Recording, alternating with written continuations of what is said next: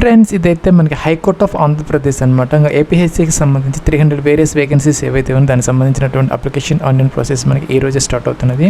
30th March 2026, ఇంకా 19th April 2026 దాకా మనకి టైం అయితే ఉందన్నమాట. ఈ అప్లికేషన్ ప్రాసెస్కి సంబంధించి మొదటైతే ఇక్కడ మనం రిజిస్టర్ అయితే అవ్వాలి. తర్వాత లాగిన్ అప్లికేషన్ ఫామ్ అయితే ఫిల్అప్ అయితే చేసుకోవచ్చు అనమాట. సో మొదటి ఏంటంటే ఇక్కడ మనకి న్యూ రిజిస్ట్రేషన్ OTPR అని ఉంటుంది. దీని మీద క్లిక్ అయితే చేసుకోవాలి.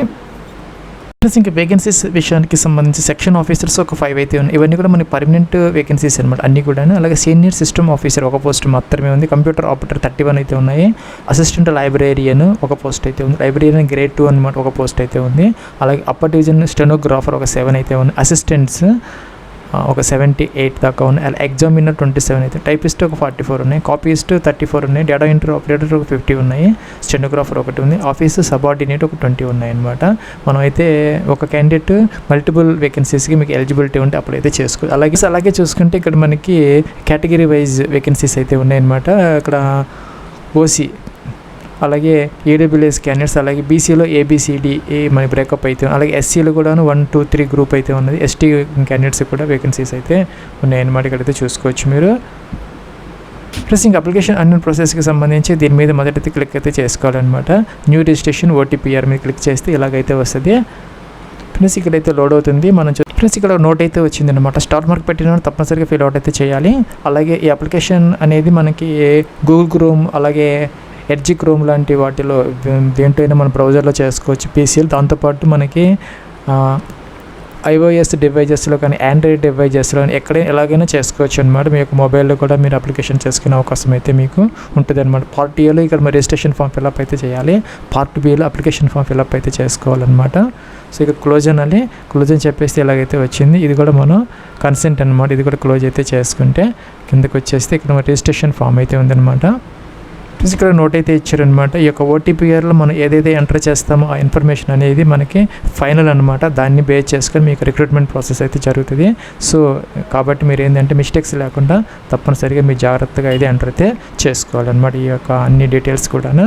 ఇక్కడ ఏంటంటే మీ యొక్క నేమ్ అనమాట. అంటే 7th క్లాసు లేదంటే 10th క్లాస్కి సంబంధించినటువంటి మెమోస్ ఉంటాయి కదా, దాంట్లో మీ యొక్క నేమ్ ఎలా ప్రింట్ అయ్యిందో సేమ్ నేమ్ అయితే ఇక్కడ మీరు ఇలాగా ఎంటర్ అయితే చేసుకోవాలి. అలాగే మీ యొక్క ఫాదర్ నేమ్ లేకపోతే కనుక మీ యొక్క మదర్ నేమ్ అయినా కూడా ఇక్కడ మీరు ఎంటర్ అయితే చేసుకోవచ్చు అనమాట. సో ఇక్కడికి వచ్చేస్తే కనుక ఇక్కడ ఎంటర్ చేసిన నేమ్ మీ యొక్క ఫాదరా మదరా ఏంటనేది ఇక్కడ మనం టిక్ ఆన్ అయితే చేసుకోవాలన్నమాట. డేట్ ఆఫ్ బర్త్ అనమాట. క్యాలెండర్ అయితే ఇచ్చారో దీని నుంచి మొదట ఇయర్ సెలెక్ట్ అయితే చేసుకోవాలి. తర్వాత మంత్, తర్వాత డే అని సెలెక్ట్ చేసుకోవాలన్నమాట. 1 January 2026 మీ యొక్క ఏజ్ అనేది ఇక్కడ చూపెడతారు. మీరు చెక్ అయితే చేసుకోవచ్చు అనమాట. ప్లస్ ఇంకా ఈ వేకెన్సీస్కి సంబంధించి మనకి ఏజ్ లిమిట్ అనేది మినిమం అయితే 18 years, మ్యాక్సిమం వచ్చేసరికి 42 years. అంటే 18 to 42 years అనమాట. యాజ్ ఆన్ 1 January 2026 అనేది మనకి కట్ ఆఫ్ అనమాట.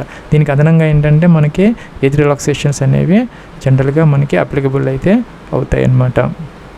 ప్లస్ ఇక్కడ మనం చూసుకుంటే ఏంటంటే కనుక SC, ST, BC అలాగే EWS క్యాండిడేట్స్ ఎవరైతే ఉన్నారో వాళ్ళకి 5 years వరకు కూడా రిలాక్సేషన్, అంటే 47 years వరకు అవకాశం అయితే ఉంటుంది అనమాట. అలాగే PH క్యాండిడేట్స్ ఎవరైతే ఉన్నారో PWD క్యాండిడేట్స్ వాళ్ళకైతే కనుక 52 years, అంటే 52 అనేది మన మ్యాక్సిమం అనమాట.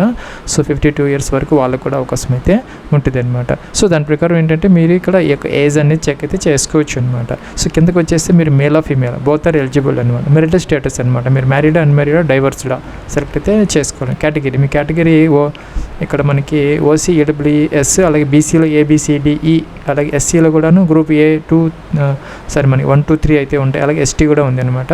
సో మీకు కేటగిరీ ఏంటి అనేది ఇక్కడ సెలెక్ట్ అయితే చేసుకోవాలన్నమాట. అలాగే చూసుకుంటే PWD క్యాండిడేట్స్ ఎవరైనా ఉంటే ఎస్ పెట్టుకో, లేకపోతే నార్మల్. అలాగే ఎక్స్ సర్వీస్ మ్యాన్ ఎవరైనా అప్లై చేస్తామంటే వాళ్ళు ఎస్ పెట్టాలి, లేకపోతే నో అనేది మనం సెలెక్ట్ అయితే చేసుకోవాలి. మీకు ఏదైనా స్పోర్ట్స్లో కనుక ఏదైనా మెరిట్ ఉంటే కనుక మీరు కనుక ఏదైనా మెరిటోరియస్ స్పోర్ట్స్ పర్సన్స్ అయ్యి ఉంటే కనుక ఎస్ పెట్టుకోవాలి, లేకపోతే నో అనేది మీరు సెలెక్ట్ అయితే చేసుకోవాలి. మీ యొక్క 10-digit మొబైల్ నెంబర్ ఏదైతే ఉందో ఎంటర్ చేయాలి.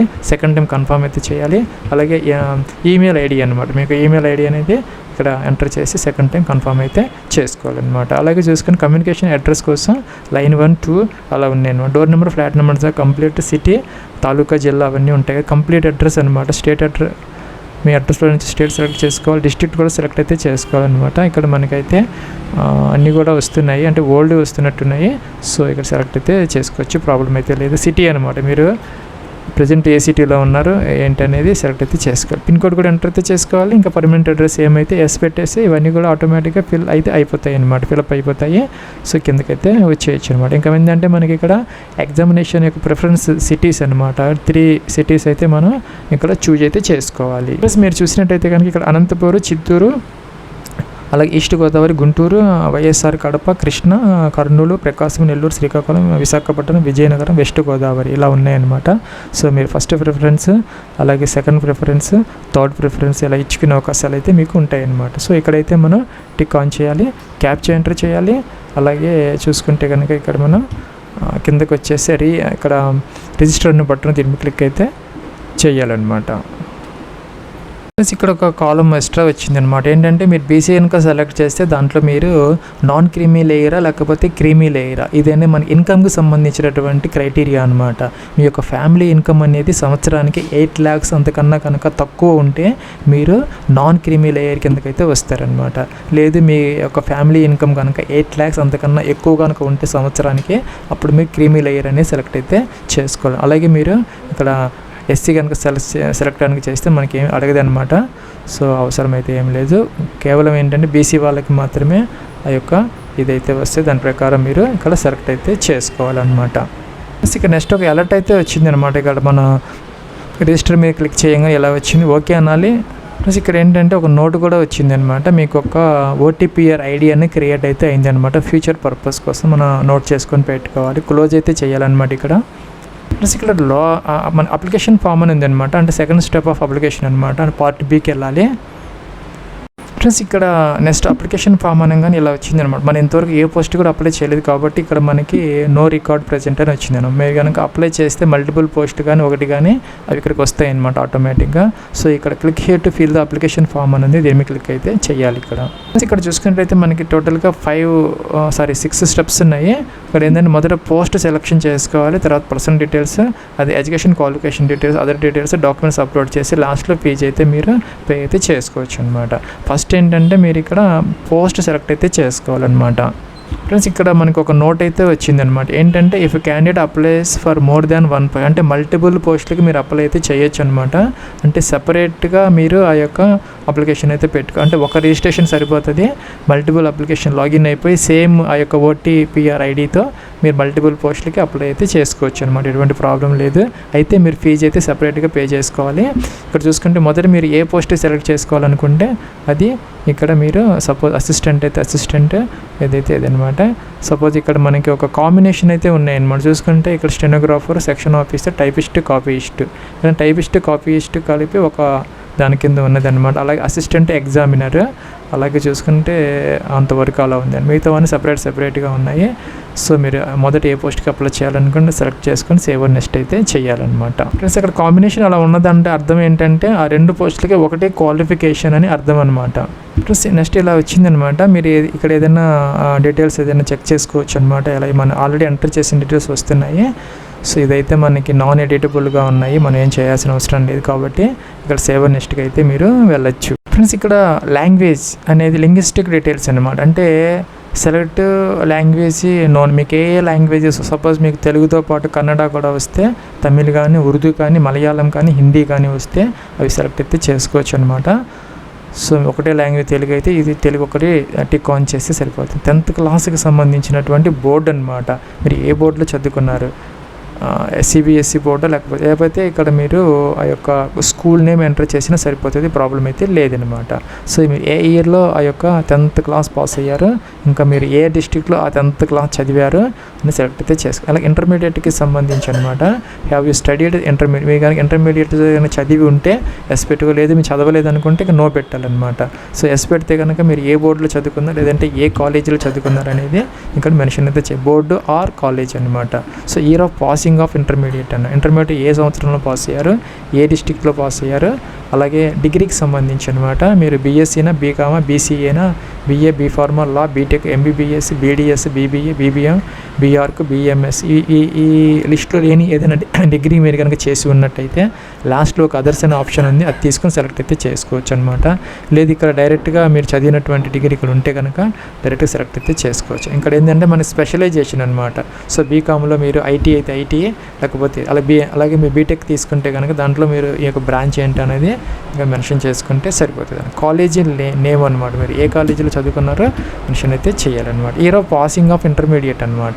సో మీరు ఏ ఇయర్లో పాస్ అయ్యారో అలాగే ఏ డిస్ట్రిక్ట్లో చదువుకున్న డిగ్రీ అనేది మెన్షన్ చేయాలి. సేవ్ నెక్స్ట్కి అయితే మీరు ఇక్కడ వెళ్ళొచ్చు. ప్లస్ ఇక్కడ ఏంటంటే whether the applicant involved any crime, FIR or arrested or prosecuted or suffered any conviction or మీ మీద ఏదైనా ఎఫ్ఐఆర్స్ కానీ కేసెస్ కానీ ఏదైనా ఉన్నాయని అడుగుతున్నారు అనమాట. జనరల్గా ఎవరికి ఉండవు, నో పెట్టుకోవచ్చు అనమాట. ఇంకా కూడా మీ మీద ఏదైనా విజిలెన్స్ ఎంక్వైరీ కానీ, మీరు ఎప్పుడన్నా ఎగ్జామ్స్లో కానీ ఎక్కడైనా డీబార్ అవ్వటం కానీ, డిస్క్వాలిఫై అవ్వటం కానీ అటువంటి ఏదైనా ఉంటే కనుక ఎస్ పెట్టుకోవాలి. ఎవరైనా పర్టికులర్గా ఉంటేనే ఎస్ పెట్టాలి, లేకపోతే నో పెడితే మీరు సరిపోతుంది అనమాట. ఫ్రెండ్స్ ఇక్కడ అప్లోడ్స్ సెక్షన్ అనమాట. ఇక్కడ ఒక టూల్ టిప్ ఉంది. ఇక్కడ మనకి ఫోటోగ్రాఫ్ అనేది latest colour photograph not X అంటే 80 KB వరకు అలో అయితే చేస్తారు. సిగ్నేచర్ కూడా మనకి 80 KB వరకు అలో అయితే చేస్తారనమాట. దాంతోపాటు ఏంటంటే ఫోటో సిగ్నేచర్తో పాటు 10th class certificate for the purpose of date of birth కోసం అనమాట. అలాగే కేటగిరీ సర్టిఫికెట్ బీసీ, అలాగే ఈడబ్ల్యూఎస్, ఎస్సీ, ఎస్టీ వాళ్ళకి సంబంధించి అనమాట. ఇంకా కూడా నాన్ క్రీమీ లేయర్ సర్టిఫికెట్ మీకు కనుక ఉంటే ఎన్సీఎల్ అది కూడా అప్లోడ్ అయితే చేయాలని. బీసీ వాళ్ళు ఎవరైనా ఉంటే దాంట్లో కనుక మీరు ఎన్సీఎల్ అయ్యి ఉంటే ఒక ఎన్సీఎల్ సర్టిఫికేట్ కూడా అప్లోడ్ అయితే స్కాన్ కాపీస్ అప్లోడ్ అయితే చేసుకోవాలి. 1 MB వరకు అలో అయితే చేస్తారనమాట. సో ఇంకా ఏదైనా అదర్ డాక్యుమెంట్స్ ఏదైనా ఉంటే అప్లోడ్ అయితే మనం చేసుకోవాలన్నమాట. ప్లస్ ఎగ్జామినేషన్ ఫీజు అనమాట. ఎగ్జామినేషన్ ఫీజు వచ్చేసరికి జనరల్లో ఈడబ్ల్యూఎస్ అలాగే బీసీ క్యాండిడేట్స్కి సంబంధించి ఒక పోస్ట్కి ఒక డిస్ట్రిక్ట్కి మనకి 800 రూపీస్ అయితే ఛార్జ్ అయితే చేస్తారనమాట. మిగతా వాళ్ళకైతే 400 రూపీస్ అయితే పే చేస్తే సరిపోతుంది అనమాట. సో ఇక్కడైతే ఫీజు అయితే చూపిస్తున్నారు. మనం ఫీజు అయితే లాస్ట్లో పే మనకి ఏంటంటే 800 రూపీస్తో పాటు ఒక 23 రూపీస్ ఛార్జెస్ పడతాయని చెప్పేసి ఇక్కడ ఉన్నదన్నమాట. గేట్వే ఛార్జెస్ అంటారు వాటిని. సో ఇక్కడ ఆన్లైన్ సెలెక్ట్ అయితే చేసుకోవాలి మీరు. ఇంకా కూడా ఇది టిక్ ఆన్ చేయాలి కూడా, ఈ 2 టిక్ ఆన్ చేయాలి. ఇంకా కూడా ప్రివ్యూ అయితే చెక్ చేసుకొని తర్వాత సబ్మిట్ అండ్ పే అనే దానికి వెళ్ళొచ్చు అనమాట మీరు. ప్లస్ ఇక్కడ ఏంటంటే మనకి ప్రివ్యూ కనపడుతుంది అన్నమాట. చెక్ అయితే చేసుకోవచ్చు. ఓకే అనాలి ఇక్కడ. నెక్స్ట్ ఏంటంటే సబ్మిట్ అయితే చేసుకోవచ్చు. మీకు ఏదైనా మోడిఫికేషన్స్ కావాలంటే బ్యాక్ అని వెళ్ళొచ్చు. అన్నీ పర్ఫెక్ట్గా ఉన్నాయి అనుకుంటే అప్పుడు మాత్రమే సబ్మిట్ అయితే చేసుకొని ఫీజు అయితే పే అయితే చేసుకోవాలన్నమాట. ప్లస్ ఇక్కడ నోట్ అయితే వచ్చింది అనమాట. We have already selected this post but not completed the payment. మనం ఒక పోస్ట్ సెలెక్ట్ చేసాం కానీ ఫీజు పే చేయలేదని చెప్తున్నారనమాట. So please login with OTP or ID పాస్వర్డ్తో మనం లాగిన్ అయ్యి తర్వాత ఏంటంటే ఒక మన వ్యూ ఎడిట్ ఐకాన్ ఉంటుందంట, దాని మీద క్లిక్ చేసి అప్లికేషన్ ఫామ్ అనేది మనం ఫిల్అప్ అయితే చేసుకోవాలని చెప్పేసి నోట్ అయితే వచ్చింది. ఓకే అనాలి. సో దానికన్నా ముందు ఏంటంటే ఇవన్నీ మనం చెక్ చేసుకోవాలన్నమాట. ఇక్కడ సిగ్నేచరు, ఫోటో అన్నీ ఉన్నాయి కదా, మనం అప్లోడ్ చేసినవి అన్నీ చెక్ చేసుకోవాలి తప్పనిసరిగా. ప్లస్ ఇక్కడ మనకి పేమెంట్ గేట్వే ఓపెన్ అయిందనమాట. ఇంకా credit cards, debit cards, UPI payments, net banking అలా వచ్చాయన్నమాట. ఏదో ఒక గేట్వే ద్వారా మీరైతే ఆ యొక్క ఫీజు అనేది పే అయితే చేసుకోవచ్చు అనమాట. సో మీరు మళ్ళీ మీరు లాగిన్ అయినప్పుడు ఇంకో పోస్ట్ సెలెక్ట్ చేసుకుంటే దానికి కూడా ఇలాగే వస్తుంది. మీరు ఫీజు అయితే పే అయితే చేసుకోవాలన్నమాట. ప్లస్ నేను ఇంకా ఫీజు అయితే పే అయితే చేయలేదనమాట. ఇక్కడ నేను లాగిన్ అయితే ఇలా వచ్చిందనమాట. నాకు లాగిన్ అంటే ఇక్కడ ఓటీపీఆర్ ఐడి అలాగే పాస్వర్డ్ ఎంటర్ చేయాలి. మీకు ఆ యొక్క ఫోన్కి మీకు SMS వచ్చి ఉంటుంది, అక్కడ డీటెయిల్స్ ఉంటాయి అనమాట, క్రెడెన్షియల్స్. అది ఎంటర్ చేసేసి ఇలా వస్తుంది అనమాట డాష్ బోర్డ్. ఇక్కడ ఏంటంటే మనం ఏ పోస్ట్ సెలెక్ట్ చేసుకున్నామో అసిస్టెంట్ ఎగ్జామినర్ అనమాట. పేమెంట్ పెండింగ్ అని వచ్చింది ఫీజు అనేది.